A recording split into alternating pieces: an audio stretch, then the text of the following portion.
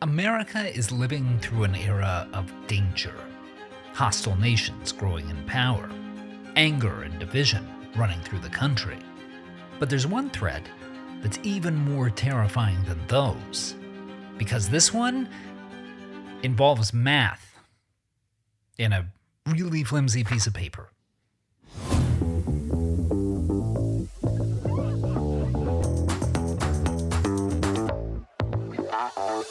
Here's some good news for an otherwise polarized nation. In recent years, politicians from both major parties have promised that they won't do anything to change Social Security. And they pledged that Americans will get exactly the benefits they've been promised from the program. Here's some bad news. We can't actually do both of those things. Because if we leave the program untouched, a lot of those benefits are guaranteed to disappear. To understand why, it helps to understand how Social Security actually works. It's often assumed that Social Security is a kind of mandatory retirement savings. The government takes money out of your paycheck throughout your career, and then, when you retire, it's waiting for you on the other end. And while that might be a reasonable way to run a retirement system, it is not the way that we decided to run a retirement system. In reality, Social Security is what's called a pay-as-you-go program, which is a fancy way of saying that money is constantly getting shoveled into one door and right out another. The money Social Security collects from workers and taxes doesn't get saved. It goes straight to today's beneficiaries.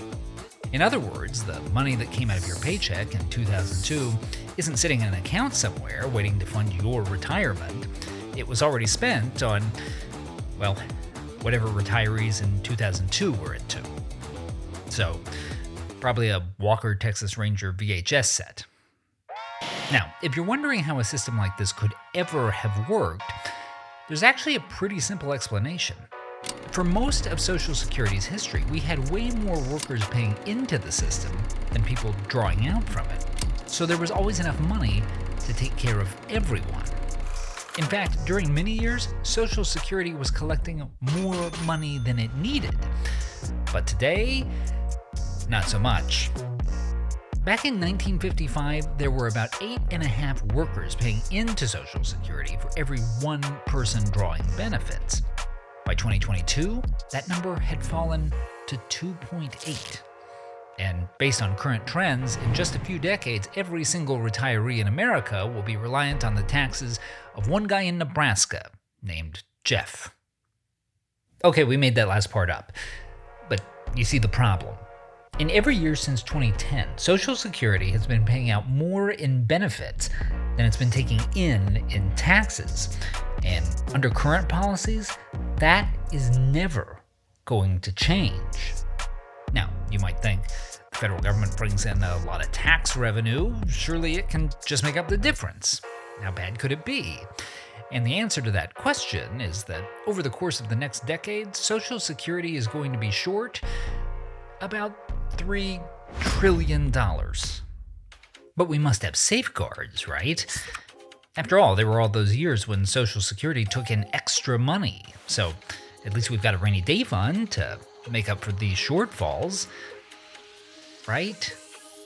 Well, about that, the Social Security Trust Fund is what economists refer to as total bullshit. Here's what we mean. In those years when Social Security took in extra funds, none of it actually got saved. It just got lent to the federal government to spend elsewhere, with the promise that they'd pay it back someday. To repeat, the government lent the money to itself, which is a very Washington way of saying, yeah, the cash is gone. But here's the thing, even had we actually been setting all that money aside, it still wouldn't have been nearly enough to solve today's problems. The money that would have gone into Social Security's trust fund was about $3 trillion. The program's projected shortfall over the next 30 years or so is nearly $40 trillion. So, what does this mean for the future? Social Security is required by law to be self-supporting, It can only spend what it's brought in through payroll taxes, even if that's less than what people have been promised. The only reason that hasn't already caused serious problems is that the federal government is currently making up Social Security shortfall by paying back all that money it borrowed. Though, let's be clear, that actually means that taxpayers are paying it back. With interest. But here's where things start to get really messy. It's projected that in less than a decade, by the year 2033, that debt will be paid off, Social Security won't be able to meet its obligations, and at that point, benefits will have to be cut for everyone by an estimated 21%. In other words, when politicians tell you they're not going to touch Social Security, they're basically guaranteeing a world in which a typical two-income couple would lose over $17,000 a year. And even the few politicians who are willing to admit this is actually a problem will often try to tell you that it can be solved by all the things their party wanted to do anyway. But the math usually suggests otherwise. Want to solve the problem by raising Social Security taxes for the wealthiest taxpayers? That gets you enough money to keep Social Security out of the red for about 5 years. Want to move the retirement age up to 70? That only gets you about 25% of the money you need to make up the gap. The hole is just too deep, which means that when we're eventually forced to solve this, it'll probably be the worst of both worlds. Both tax hikes and benefit cuts. Not because that's the best option, but because it may be the only one left. So, the downside? We're in for some painful decisions. But the upside? The sooner Washington does something about it, the more of that pain we can avoid. And while we're in the taking bold steps business, maybe get a better version of this card? It's like our most important legal document. Why is it made out of the same stuff as raffle tickets?